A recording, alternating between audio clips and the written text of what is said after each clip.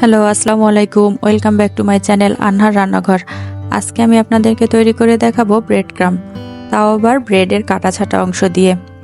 এই ভিডিওটি দেখলে আপনারা ব্রেডের এই বাদ দেওয়া অংশগুলো ফেলে না দিয়ে খুব সহজেই ব্রেড ক্রাম্ব তৈরি করে নিতে পারবেন। বিভিন্ন প্রকার স্ন্যাক যেমন নাগেট, কাটলেট, ফিশ ফ্রাই প্রভৃতি তৈরিতে আমাদের ব্রেড ক্রাম্ব প্রয়োজন হয়। অনেকেরই প্রশ্ন থাকতে পারে ব্রেড ক্রাম্বস কি।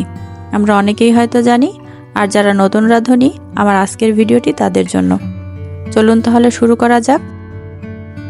এখানে আমি ব্রেডের সাইডের ব্রাউন অংশগুলো নিয়ে নিয়েছি এবং বিভিন্ন ডেজার্ট তৈরির সময় আমরা পাউরুটির সাইডের যে ব্রাউন অংশ কেটে রাখি সেই ব্রাউন অংশগুলো নিয়ে নিয়েছি।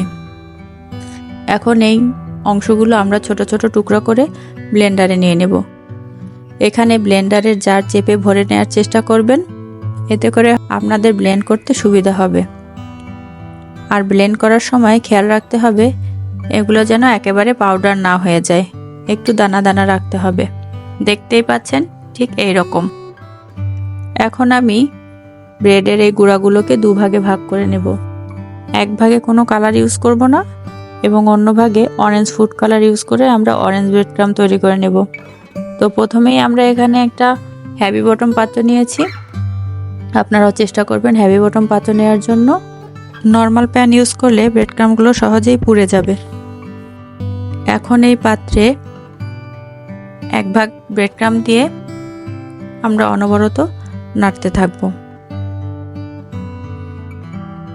চুলার আঁচটা মিডিয়াম লোতে রেখে আমাদের ব্রেড ক্রাম্বগুলো ভাজতে হবে। এভাবে অনবরত ভাজার ফলে আমাদের ব্রেড ক্রাম্বগুলো তৈরি হয়ে যাবে। এই যে আমাদের ব্রেড ক্রাম্বগুলো তৈরি হয়ে গেছে, এখন আমরা অন্য একটা পাত্রে ঢেলে রাখবো।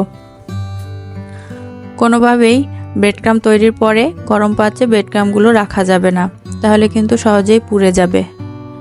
একইভাবে আমরা বাকি অংশগুলো কড়াইতে দিয়ে দিব এবং একই প্রসেসিংয়ে ব্রেড ক্রাম্বগুলো তৈরি করে নিব। এক্ষেত্রে আমরা একটু অরেঞ্জ কালার ব্যবহার করব। কালারটা আপনারা আপনাদের পছন্দ অনুযায়ী ব্যবহার করতে পারেন, লাগলে একটু বাড়িয়ে কমিয়ে দিতে পারেন। আপনারা যেরকম কালার পছন্দ করেন ঠিক তেমনটাই। দোকান থেকে খুব চড়া দামে আমাদের ব্রেড ক্রাম্ব কিনতে হয়। একটু কষ্ট করলেই আমরা ব্রেড ক্রাম্ব এভাবে সহজেই বানিয়ে ফেলতে পারি ঘরোয়া উপকরণ দিয়েই।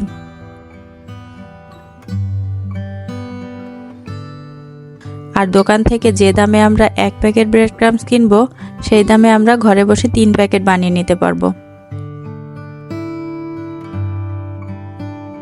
এই যে আমাদের অরেঞ্জ ব্রেড ক্রাম্বগুলো তৈরি হয়ে গেল। আর হ্যাঁ, ব্রেড ক্রাম্ব তৈরির জন্য বাজারে যে নর্মাল ব্রেড পাওয়া যায় সেগুলো ইউজ করতে হবে। কোনোভাবেই মিল্ক ব্রেড বা বাটার ব্রেড ইউজ করা যাবে না। তেলে ভাজা খাবার যতই ক্ষতি হোক না কেন, এই খাবার না খেলে তো আমাদের চলবেই না। আর বিভিন্ন ধরনের ফ্রাই তৈরিতে তো আমাদের ব্রেড ক্রাম্ব লাগবেই, তাই এভাবে ঘরে বসে আমরা ব্রেড ক্রাম্বস তৈরি করতে পারবো। এই ব্রেড ক্রাম্বসগুলো যে কোনো এয়ারটাইট বক্স বা কাচের জারে আমরা 2 মাস পর্যন্ত সংরক্ষণ করতে পারবো।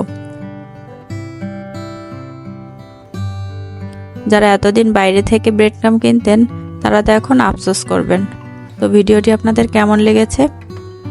যদি ভিডিওটি ভালো লেগে থাকে তাহলে আমাদের ফেসবুক পেজ ফলো করবেন এবং ইউটিউব চ্যানেলটি সাবস্ক্রাইব করে রাখবেন। নতুন নতুন ভিডিও পেতে পাশে থাকা বেল আইকন বাটনটি ক্লিক করে রাখবেন। সবাই ভালো থাকবেন। আল্লাহ হাফেজ।